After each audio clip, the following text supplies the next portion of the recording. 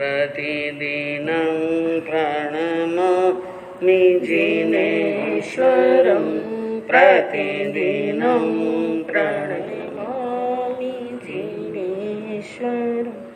करो प्यारे प्रभु भक्ति अगर संसार तिरना है।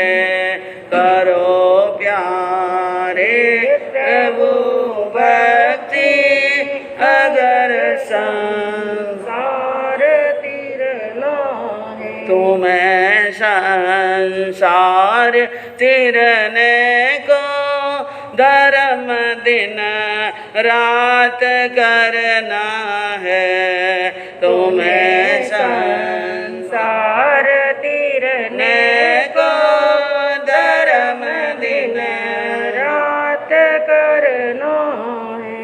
हुआ पैदा यहाँ पर जो नहीं बैठा रहेगा वो।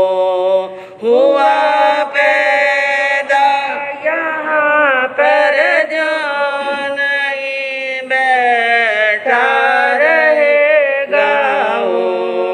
उसे सब छोड़ कर बगने अवश्य एक रोज जाना है। उसे सब छोड़ कर बगने अवश्य एक रोज जाना है। करो प्यारे प्रभु भक्ति अगर संसार तिरना है। सर्वज्ञ सर्वदर्शी चरम तीर्थंकर अहिंसा के अवतार विश्व वंदनीय शासनपति श्रवण भगवान वर्धमान महावीर के पावन चरणों में कोटि कोटि वंदन। हृदय की अनंत अनंत आस्था के केंद्र, संयम धन के दाता, संसार सागर से तिरने का सन्मार्ग बताने वाले पूज्य गुरु भगवंत श्रवण सूर्य दिव्य विभूति 1008 श्री मर्दर केसरी मिश्री मल जी महाराज साहब के पावन चरणों में कोटि कोटि वंदन। अहिंसा दिवाकर लोकमान्य संत शेरे राजस्थान वरिष्ठ प्रवर्तक पूज्य गुरुदेव श्री रूपचंद जी महाराज साहब के पावन चरणों में कोटि कोटि वंदन। मरुदरा भूषण संत शिरोमणि पूज्य प्रवर्तक गुरुदेव श्री सुकनमुनि जी महाराज साहब के पावन चरणों में कोटि कोटि वंदन।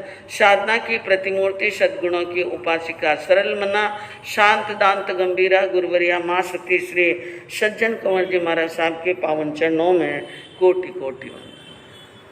धर्म प्रेमी बंधुओं, शीलवती माताएं बहनों, दान का बड़ा प्रसंग चल रहा है और 2-3 दिन से जो दान की चर्चा चल रही है, लगभग काफ़ी बातें आपको समझ में आ गई। याद रखने की बातें हैं, समझ में तो आ गई, लेकिन इनको हमेशा जीवन में क्या रखना है, याद रखना है। दान के कई प्रकार हो सकते हैं, कई प्रकार हो सकते हैं। आहार दान है और आहार दान के बाद में बताया गया कि मनुष्य को अपने जीवन के अंदर कभी ज्ञान दान भी देना पड़ता है। क्या देना पड़ता है? ज्ञान दान। और आहार दान, औषध दान और ज्ञान दान, क्योंकि ज्ञान आत्मा को, आत्मा के भीतर ही ज्ञान है। ज्ञान कहाँ है? ज्ञान कोई बाहर दुकान से कि कहीं फैक्ट्री में तैयार नहीं होता है। कहाँ पर है? जहाँ आत्मा है वही ज्ञान, जो ज्ञान है वही आत्मा है। लेकिन इस आत्मा के ऊपर, आत्मा में रहे हुए ज्ञान के ऊपर आवरण आ जाता है, और आवरण आता है तो हमारी आत्मा को ज्ञान प्रकट नहीं होने देता है, और प्रकट नहीं होता है तो हमें लोग कह देते हैं कि ये अज्ञानी है। क्या बोलते हैं?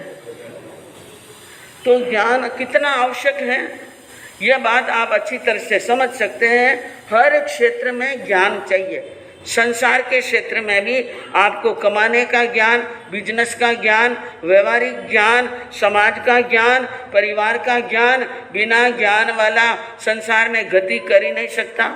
और दूसरा आध्यात्म का ज्ञान। और शास्त्रकारों ने कहा कि यह दान भी श्रेष्ठ दान है। ज्ञान के दान के बिना मानव अंधा है। ज्ञान के बिना मनुष्य क्या है? अनेक संशयोच्छेदी परोक्षार्थस्य दर्शकम सर्वस्य लोचनम शास्त्रम यस्य नास्तिंद एव स।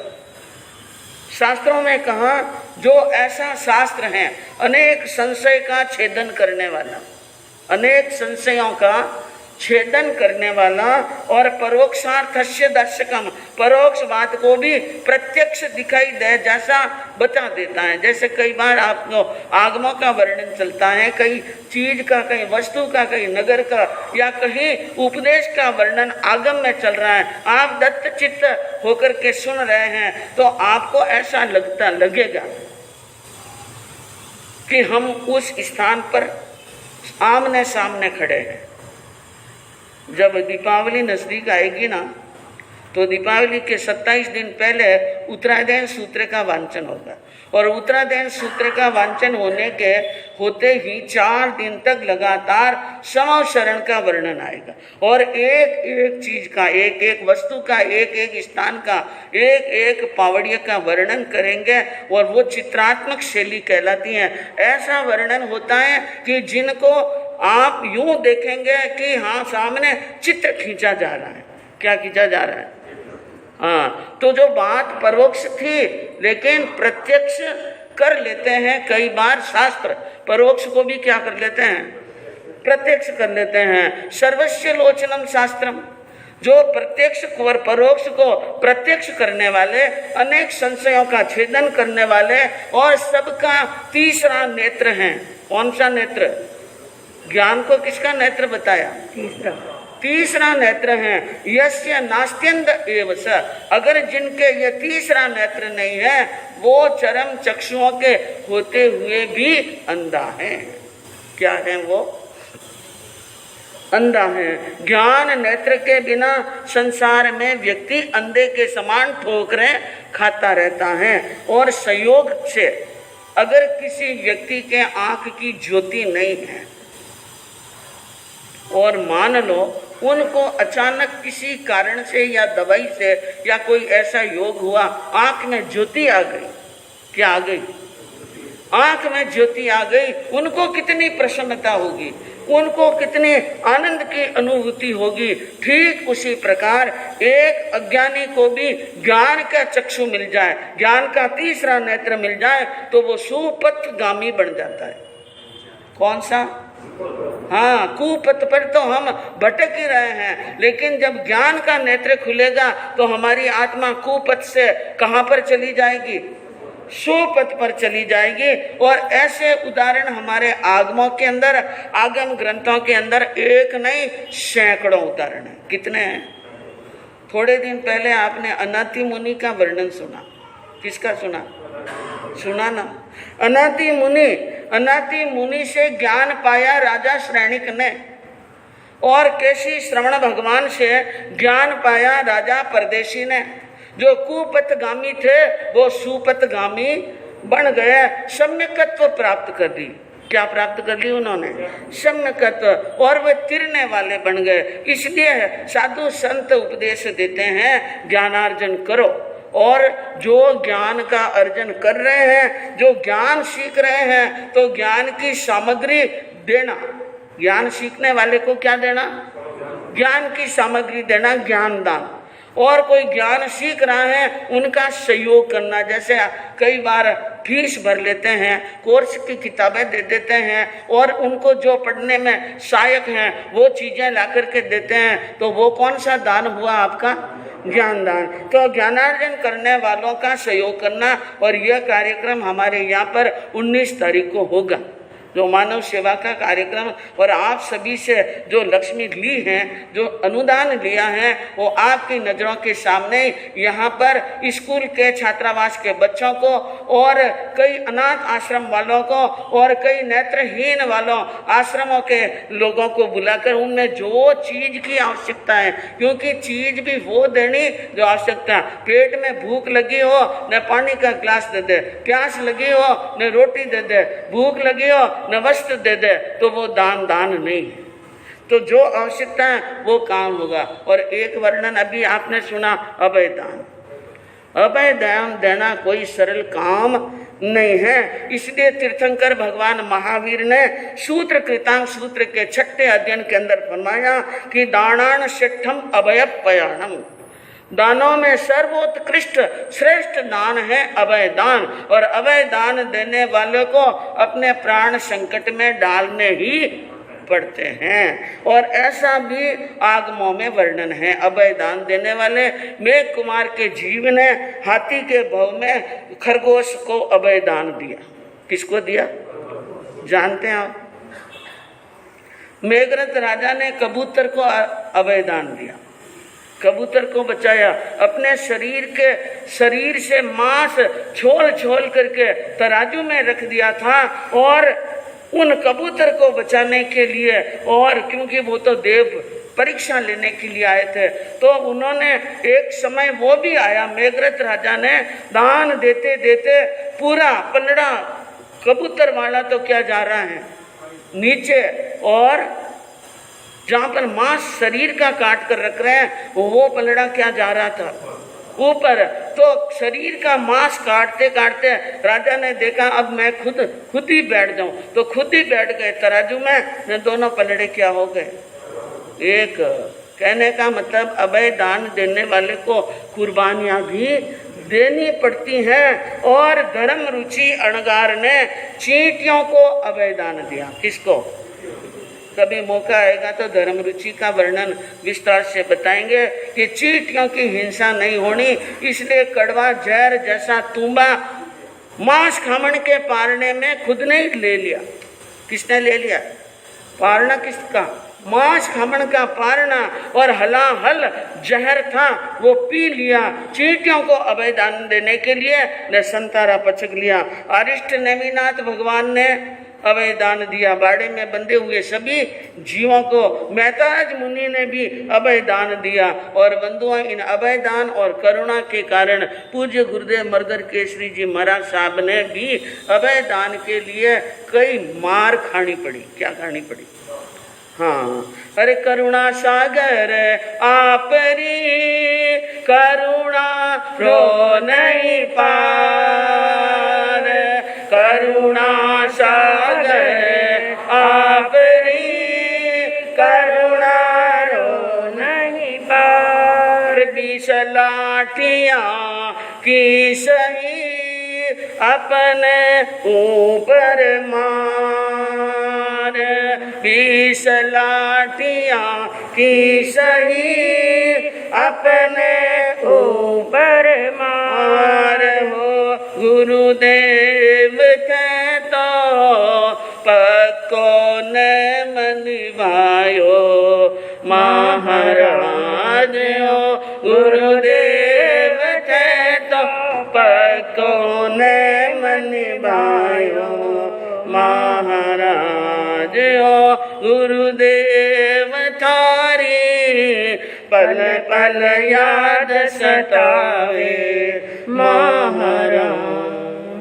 मरुधर केसरी जी महाराज साहब को विक्रम संवत 2010 बिलाड़ा के अंदर हरियाली अमावस्या के दिन सुबह सुबह 20 लाठियां खानी पड़ी। और वो भी लाठी बड़ी मजबूत थी, और ऐसी मजबूत लाठी 20 लाठियां मारने के बाद में लाठी टूट गई। और रूपचंद जी महाराज साहब का ध्यान आया कि मुसलमान गुरुदेव को क्या मार रहा है। लाठियां पीछे आए और एक जो लाठी का टुकड़ा नीचे पड़ा था ना, रूपचंद जी महाराज ने उठा दिया और कहा कि मियाँ थारी मौत आई है, अब तू बचने वाला नहीं। क्योंकि रूप जी बाबू जी थे तो आपको मालूम, और रूप जी बाबू जी तो यूं ही हाथ, कई बार वे चलते ना रूप जी बाबू जी तो यूं हाथ पात यूं चल, तो मर्दर केसरी जी महाराज कहता रूपा हाथ थोड़ा कम चला कि नहीं छाती में लागो तो किवाड़िया तोड़ दे। कई बार कह देते थे बाबूजी। और हाथ में जब वो टूटी हुई लकड़ी ली और उनको पकड़ने लगे तो बाबूजी ने कहा नहीं, ये हम जैन संत हैं, हमारा ये कर्तव्य नहीं है। तो बंधुओं, और रूपचंद जी महाराज ने मुरदर केसरी जी महाराज साहब ने मछलियों को बचाया, गायों को बचाया, और गनाहेड़ा के अंदर बकरों की बलि चढ़ाई जा रही थी, वहाँ बकरों की बलि भी रुकवाई। जो देवी देवताओं के क्या चढ़ाते थे, बलि चढ़ाते थे, बलि रुकवाई गनाहेड़ा के अंदर। और बलि रुकाने के लिए कोई सहज में नहीं रुकी।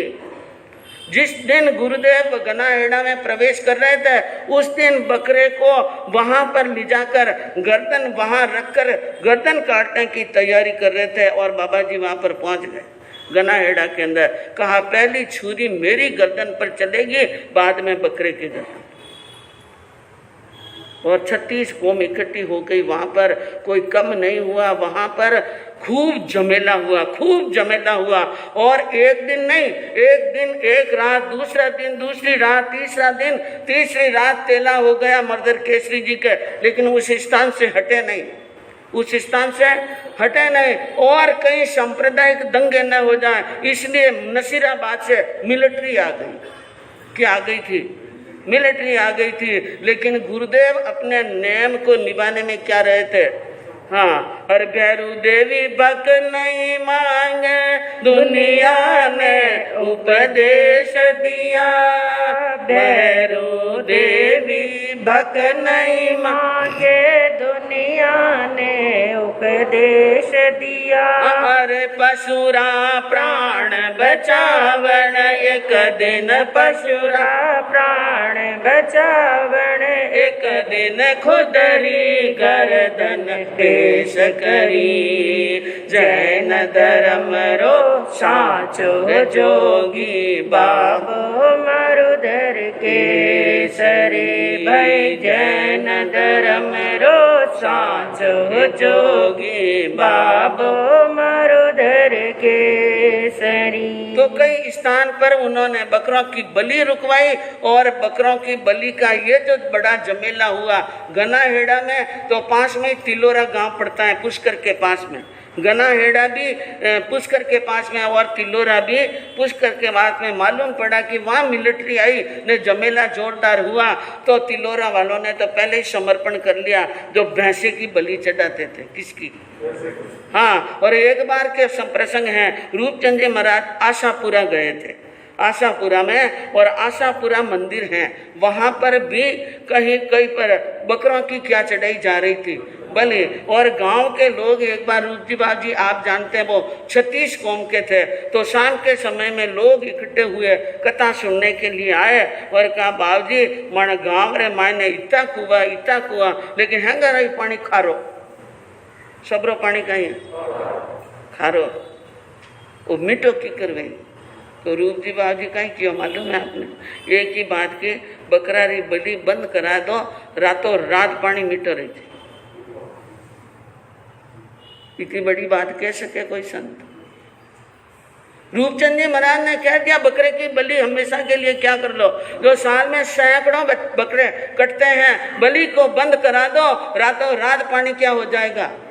मीठा। और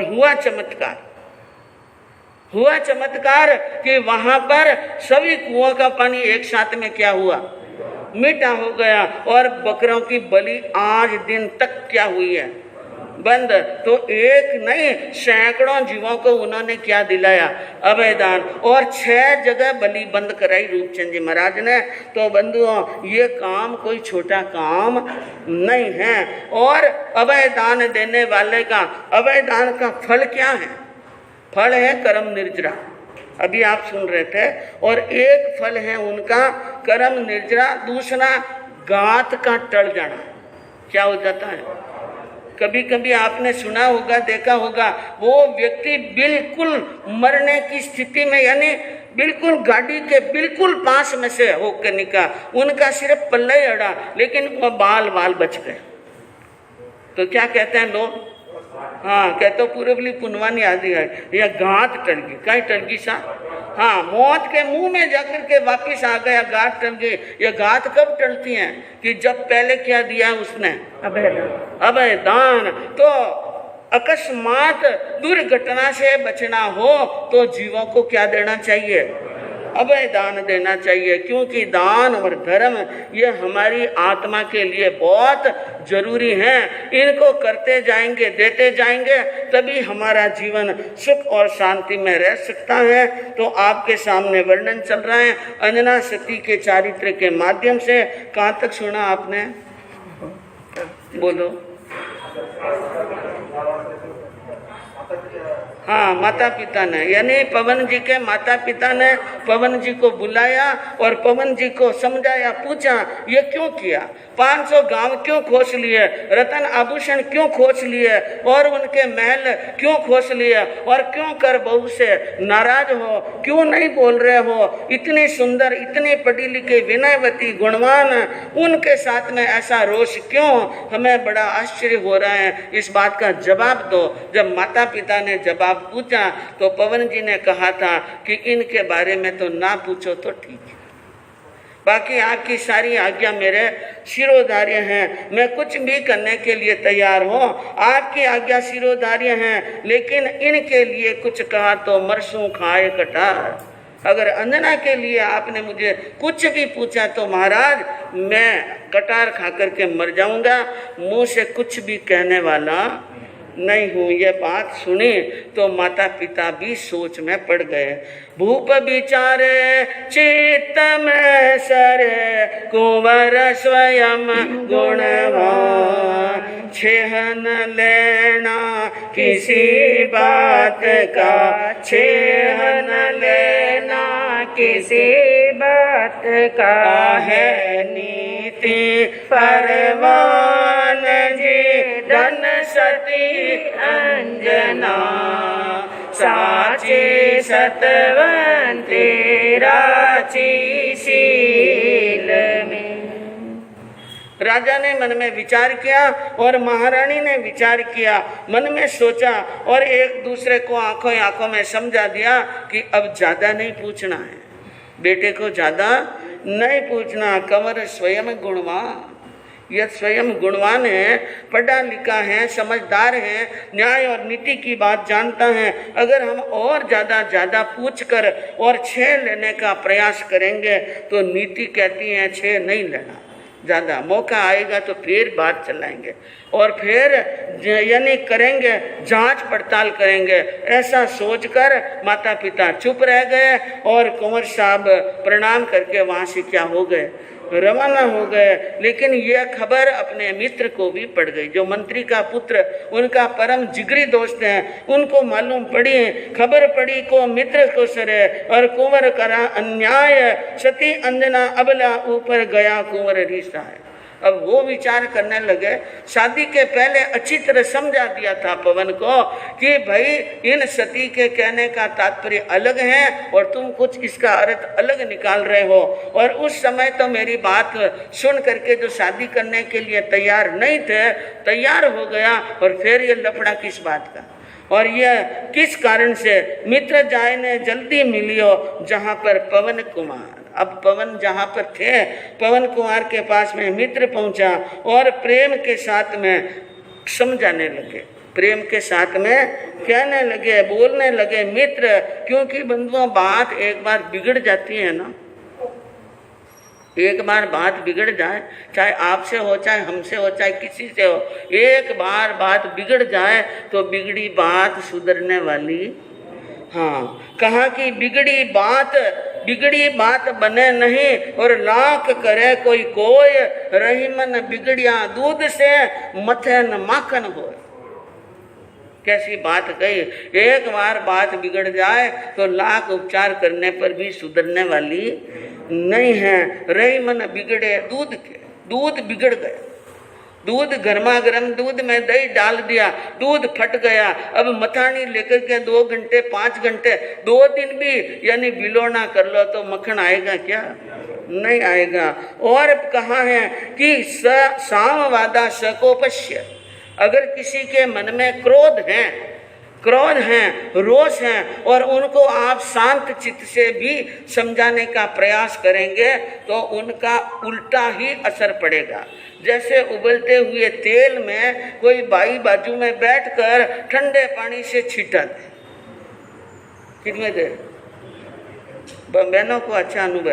तेल उबल रहा है कढ़ाई में और पानी के भाई उबल रहा है, इसलिए पानी के क्या दे दो छींटे, तो वे वापिस यानी वही छींटे उनके ऊपर उड़कर उन पे शरीर पर क्या कर देते हैं, फपोले कर लेते हैं। तो क्रोध में आए हुए थे पवन जी, और अब मित्र भी थोड़ा रोष में आ गया कि इतना समझाने के बाद में भी इनके समझ में नहीं आया।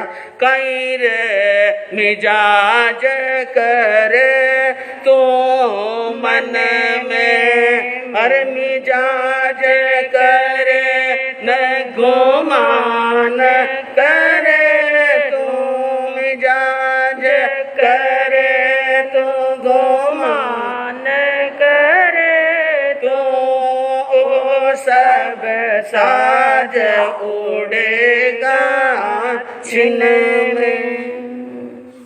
मित्र को रोष आया और कहा कि भाई पवन जी, मैंने उस दिन आपको इतना समझाया, मुझे लगता है आप मिजाजी हैं, घमंडी हैं, किसी की बात मानने वाले नहीं है। लेकिन ये मिजाज और ये गुमान ज्यादा दिन रहने वाला, हाँ वो सब साज उड़ेगा छिन में। ये आपका सारा साज मिजाज एक छिन में उड़ जाएगा। बालकपन ऐसे नहीं कीजिए। ये बचपन वाली बातें, ये अपन कहवा ना मारवाड़ी में टाबरा वाली बातें, हाँ ये बचपन वाली बातें ऐसे नहीं करनी। और अबला बिचारी ने दुख ना दीजिए, वो अबला है उनको दुख ना दें। कहीं जुलम इन कियो थारो और कोमल बदनी ने क्यों मारो। क्या जुल्म कर लिया, कौन सा अन्याय कर लिया, कौन सा विरोध कर लिया आपका, तो उनको मारने जैसा काम कर रहे हो। और ये बात राजा महेंद्र सिंह को मालूम पड़ गई और महेंद्रपुरी तक चली गई, तो आपके घर घराने की क्या इज्जत रहेगी। कीड़ी ऊपर कटकी ना कीजिए, सोच विचार कर काम लीजिए। सोच विचार कर काम करो, अच्छी तरह से सोचो।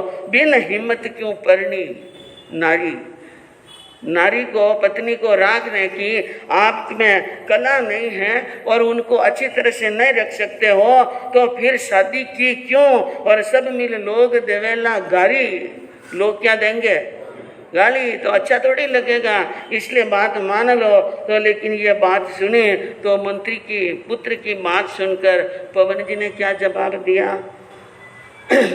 लाचार करे मत यार मुझे यूं, मेरा मन घबराता है। आचार करे मत यार मुझे यूं, मेरा मन घबराता है। मरे हुए मन मृगले पर फिर क्यों तो तीर चलाता है।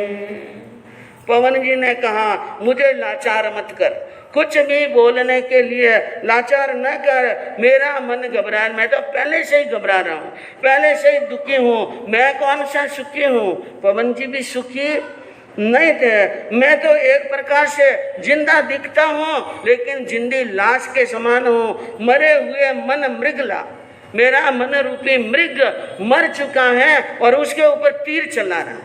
उसके ऊपर क्या चला रहा है, तीर चला रहा है।